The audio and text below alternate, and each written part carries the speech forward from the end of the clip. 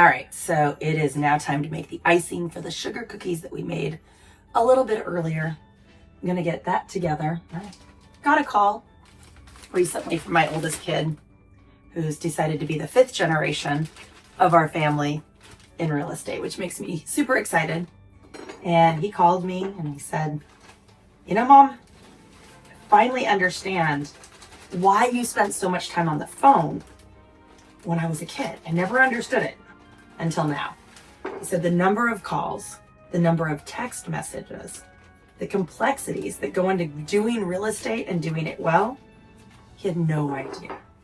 He said the number of different kinds of people you need to speak to: escrow, title, inspectors, lenders, all these different people, and that's just a few of them. He said, I didn't have any idea. I had no idea what you were doing all that time and why you were always so attached to your phone. And I just laughed, and it's nice validation. And I think that is a common misconception that a lot of people have, is that what real estate is that it's easy and it's simple, and it's truly none of those things. And at the same time, if you have somebody who knows what they're doing and who is good at it, then it can look really simple. And that's really what you want. You really want to feel like it's easy. And even then, even when you have experienced people like myself, it doesn't always go smoothly because there's just so many different things that can happen. And what it really comes down to is having the experience to help people walk through the turbulence and the issues and the problems that do happen in real estate. So today I'm hoping for no problems as I go ahead and make my icing. Now, if you have questions on what do you need to get started, whether it's selling or buying, you're just kind of curious as to what those first steps are, please DM me first steps and I will go ahead and send those over to you. Now, with regards to the icing that I am making today, I want it a little thick so that it will go ahead and stay on the cookies, and also so that it will harden, so that when I package them up, they will not smash together, won't wreck the icing. So far, I have done a cup of powdered sugar, a tablespoon of milk, and I've got 2 teaspoons of light corn syrup. I'm gonna go ahead and add a 1/4 teaspoon of vanilla extract and of almond extract because I like the flavoring. And then I'm gonna mix this all up, and then I will separate it out, and I'm gonna add food coloring in, but I want different food colors, so I'm gonna go ahead and do that. All right, so I'm gonna go ahead and add the vanilla and add the almond extract. Probably a little less almond extract than I'll add at the vanilla, just because it can be a little overpowering. And I wanna make sure that the other flavors come through, and that it doesn't just taste like I've made almond cookies. So I'm the same way when I'm doing anything with peppermint. I need to make sure that you go light because it can just be an issue. And having said that, I just poured it all in. Pour that back. Apparently I don't need any because I already added plenty to it. We'll see how that goes. So, all right. So now I'm gonna go ahead and mix it all up. And like I mentioned before, because I'm baking for Christmas, I will go ahead and use my stand mixer just because it works easier that way. I don't get exhausted in doing it. All right, so we are gonna go ahead and mix up the icing, get it all ready. Now this particular icing is going to be thicker. I tend to like a buttercream frosting just for flavor. That is not what this is, and I'm doing it because it just works so much better on the cookies. I think I'd mentioned before that it will actually harden and you can stack. It's also easier to decorate with. So that's why I'm using it. It's okay in flavor. It's just, I like buttercream. Some people like whipped cream. Some people like buttercream, and I'm a buttercream girl. So that's just what we have. We'll get this together nice and thick. And I go ahead and separate it out into a couple of different cups so I can make different colors of frosting. I think we're gonna stay pretty basic today. We're gonna do a white and a red and a light blue. Want the red for the Santa and the candy cane. White probably for the candy cane. And then I'm also going to do like a light blue for the snowflakes that I had made. Now, I had mentioned earlier that there's a lot more steps in real estate that most people who are not in it just don't realize. So, for instance, if I'm getting ready to go meet with somebody to list and sell their house, there are a number of things I'm going to do.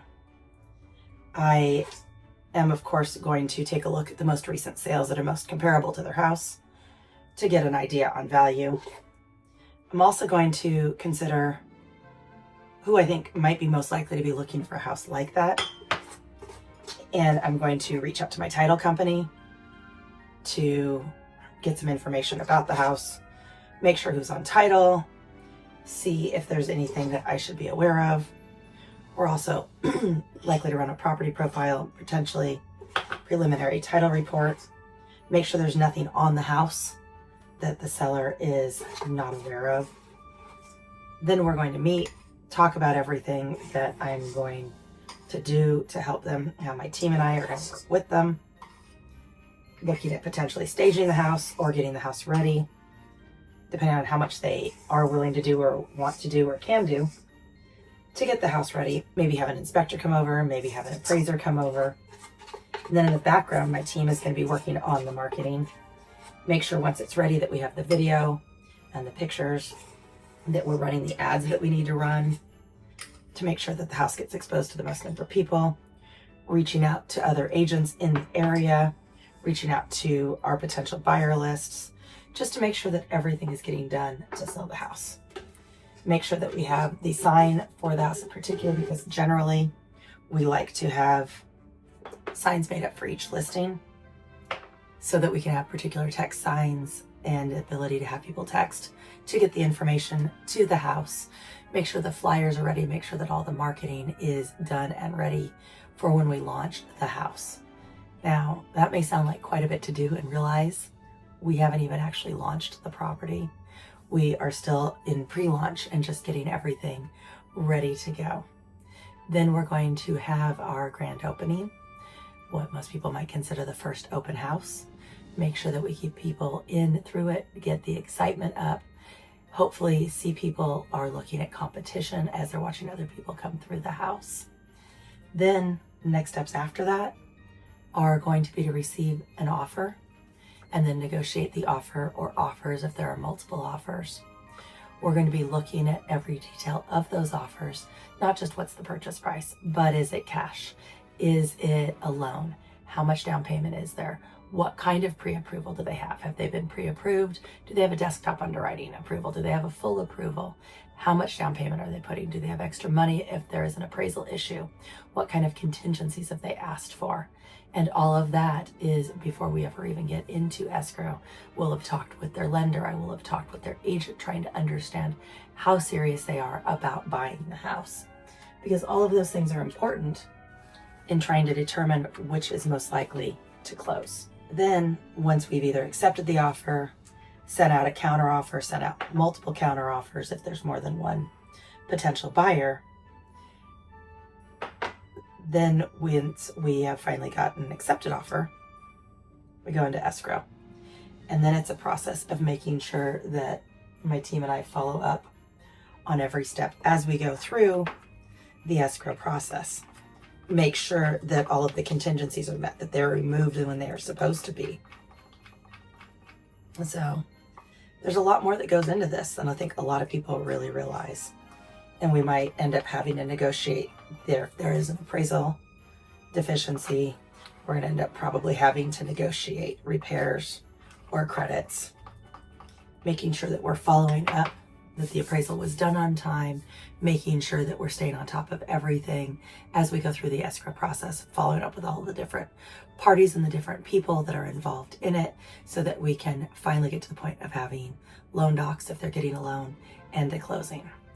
And there are so many steps, as my kid's been finding out, that it's not just put a sign in the front yard, put it on the MLS, pray that it sells, and then go, yay, we made money. And it's just not the way it works. So if you're curious, I do have a list of the things that we do that go into actually getting a transaction from the idea of listing it to closed. Go ahead, DM me list, and I am happy to send that over to you. In the meantime, as you can see, we have the blue frosting, might be a little darker than what I had in mind. That happens. Maybe I'll add a little bit more white to it in a minute to lighten it up. So I've got the blue, a little bit thicker, which I like. It's more of a gel than a liquid, but I'm out of the red. So I'm going to use your basic red food coloring to go ahead and do this one. Go ahead and mix this one up. Hopefully I can get a nice deep red. I'm not really looking for pink. The red can be kind of a headache sometimes to get. Still a little bit pink. Add a couple more drops. See what we can get out of it. Try not to get it on my fingers because it's hard to get off once you do. So do you guys have any baking traditions? Food traditions around the holidays, or traditions in general around the holidays? I would love to hear. What do you guys do? For us, in addition to the baking, we used to have cookie decorating when my kid was younger because kid has a December birthday. We've frequently gone to the Peanuts house, which now is over at the City Hall in Costa Mesa. And then we like to go down to the boat parade in Newport, and those are the kind of the traditions that we have. So share with me. What are yours? I'd love to hear. And if you've got any great things locally that we're missing, love to hear that too. Yeah, I guess I forgot that. We do tend to go to Disneyland around this time of year also, just because love the lights and the decorations, and things like It's a Small World and Haunted Mansion are wonderful this time of year. All right, that looks like that's as red as I'm going to get it. So I'm going to go ahead and take this and let's see, maybe I can add just a little bit of white to that blue. Just a little bit, but I do think it's probably going to end up a little darker than what I was thinking, but that's all right. It will be what it is. Alrighty, let's see if that made any difference at all. Not really, so I'm just gonna keep the rest of the white so that we've got it for decorating. That's all right. It's a pretty blue. A little bit darker than I was thinking for snowflakes. It'll be fine. So I am getting ready to make some frosting bags. Got these, just gonna cut a little bit off the tip. Always want to start with a little bit less than you think you might need. I guess you can cut more, but you cannot cut less. It just never works out well. So go ahead,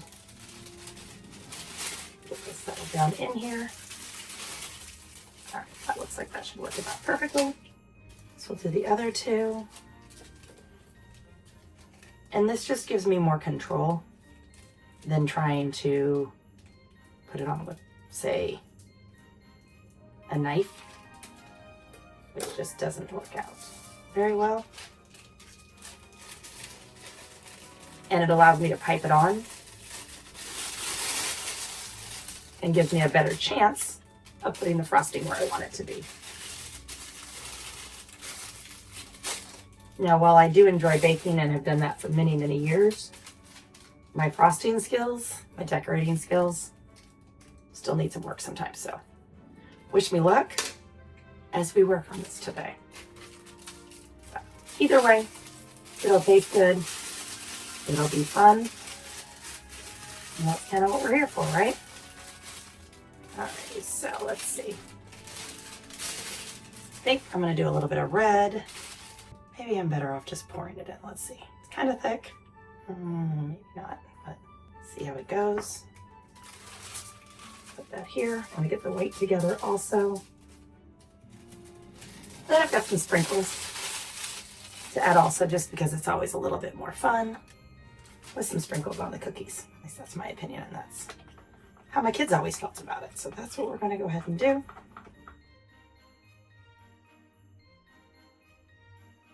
Go ahead and get this in together. Some white and red. If I'm really lucky, I'll be able to do some candy canes with red and white stripes. Get a couple of cookies out and we'll see how we do. We've got blue for a little bit later so that I can go ahead and do the snowflakes. In the meantime, we'll take out a couple of Santas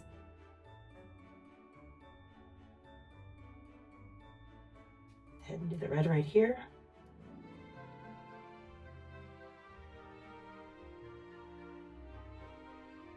All right, if my kids were younger, I'd say that they did it and they did a pretty good job.